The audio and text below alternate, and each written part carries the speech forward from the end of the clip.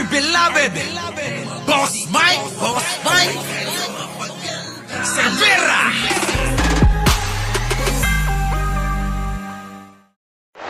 Sa pagdinig ng Kamara, ang umano'y pagkakaugnay ng mga pogo sa droga at iligal na pagbili ng lupa.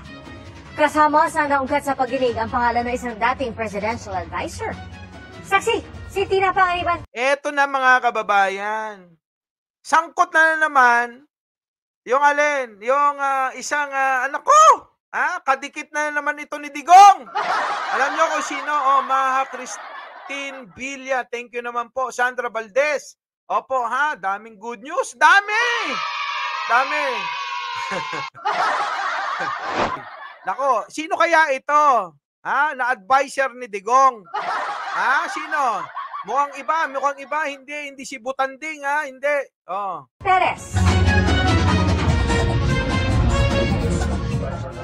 Ipinakita sa kamerang isang matrix ng umano'y koneksyon ng pogo sa droga at iligal umanong pamimili ng lupa sa ilang probinsya. Ganito palang ginagawa nila. Yung mga pera na kinikita sa droga, sa pogo, abay binibili nila ng mga property, lupa, anak ng pateng. Grabe no. So nilalaban nila yung mga pera, yung mga pera na kinikita nila sa droga, sa pogo, binibili ngayon ng lupa. Para nga naman maging malinis. Pasok. Nabuo ang matrix base sa mga impormasyong nakalap ng kamera. Wala nang dinggin ito ang nasabat ng 3.6 billion pesos na halaga ng shabu sa Mexico, Pampanga noong 2023.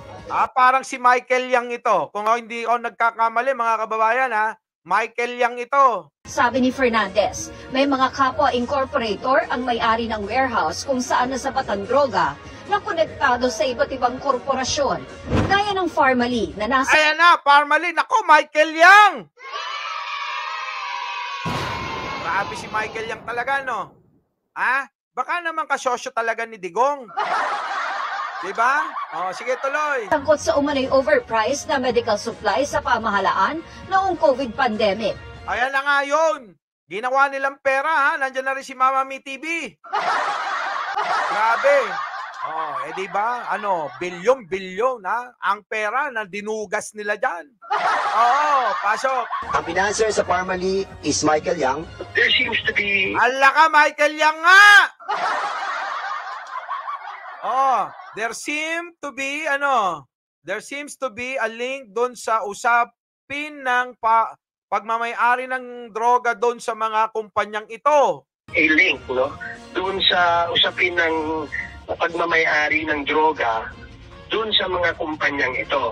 May inilabas ng arrest order ang House Committee on Dangerous Drugs laban kay Michael Yang dahil sa pang-iisnab nito sa mga imbitasyon ng komite.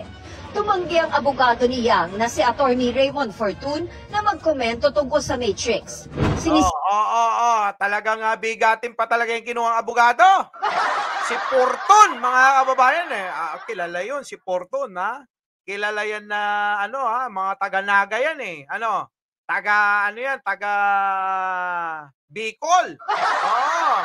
Pasok. Sikap din ng GMA Integrated News na makuna ng reaksyon ang ibang nabanggit.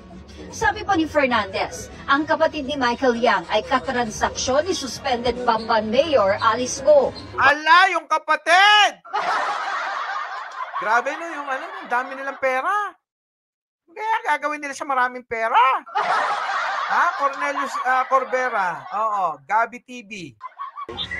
Ang tingin ko, talagang money laundering scheme ng mga drug syndicate. Tama, di ba? Money laundering nga talaga. Nilalaban nila yung pera na galing sa droga, galing sa pogo, para nang sa ganun maging malinis kapag nandoon na sa mga property na pinagbibili nila. Di ba? Sige, pasok! Yung dumadaan dyan sa pogo. Konektado rin daw ang mga isyong ito sa iniimbestigahan ng House Committee on Public Accounts na illegal na pamimili ng mga lupa ng Chinese national sa Pampanga para umano gawing pogo sites. It was established also that those so many hectares of land are being bought by the different corporations. Ayan mga kababayan Kita nyo, yung mga bumibili yung mga korporasyon. Yung mga korporasyon na sila-sila rin, yung mga incorporators. Oo. Siyempre, hindi nila maiintindihan yon yung mga DD-shit, kasi yung incorporators, yung korporasyon, hindi nila maiintindihan yon. Pero kapag inuntog nila yung ulo nila, ayun, maiintindihan nyo na. Oo, nandiyan na si Bansot, John Lab. Oo, pasok! Most incorporators are proven to be Chinese nationality. We all know that there's a constitutional prohibition for foreigners to own lands in our country. Nakita natin na merong nag-enable yung sale to the foreigners, no? And allegedly, this is assisted by no less than the LGU. Nilinaw ng Kita nyo, no? Pati yung mga LGU, ibig sabihin ng LGU, mga kababayan, fake, PW Discarte, opo, BMB Rebeton, Ana Beto Cruz. Kita nyo, no, mga kababayan, yung mga mayor, mga vice mayor siguro, ang mga LGU, mga yon, yung mga, dyan, yung mga konsyal, mga bukal, yan yung mga LGU, mga kababayan, no. Ngayon, mga kababayan, biruin mo sila rin pala yung tumutulong para makabili sila. The warrior, para makabili sila ng mga property, mga kababayan. Oo, 'di ba? Mga property na na ang pinambibili Marbs Pega, Jocelyn Climaco, yun nga, yung galing sa kita ng pogo at ng droga. Gigi Belia. Opo, sige, pasok. ilang mambabatas na hindi lahat ng pangalang nasa Matrix ay konektado sa iligal na aktibidad. Patuloy raw ang kanilang investigasyon para malaman kung sino ang talagang sangkot. Ayan na nga, ang dulo niyan, alam nyo na. Ito na. Regina Soles, nandyan na rin. Base Home, Troy Ball, Sardinas, Lynn Cabrera, opo. At si Canmay Berry, opo, shout out! Kita nyo mga kababayan, grabe. Jonathan Bibira, hello po. Norlito Losenyo, shout out. Nandiyan rin si Jenalyn 360. Kakapasok lang from Ottawa, Canada. Roel San Pedro, Brenda Carranza.